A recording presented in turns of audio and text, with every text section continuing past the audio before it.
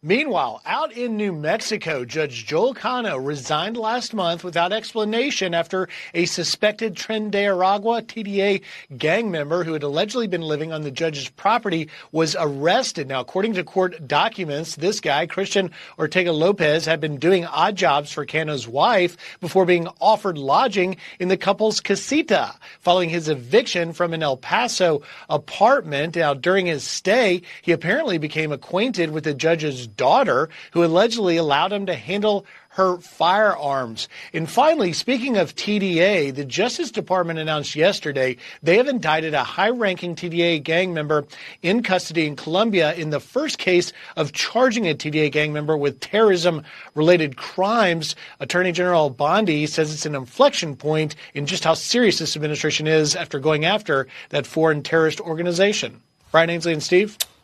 So, Griff, they're looking at the TDA, and now they're saying that Maduro sent them here to create havoc and to hunt down other Venezuelans that were disloyal to Maduro. Is there proof of that type of organization?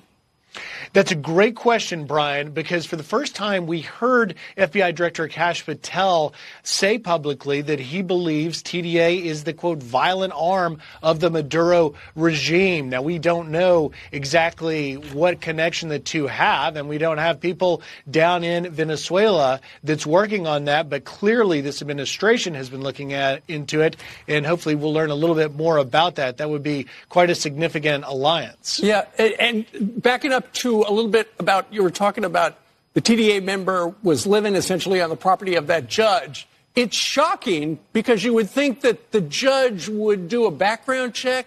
Did the judge know he was a gang member, or he just thought, okay, he's very handy and I need somebody?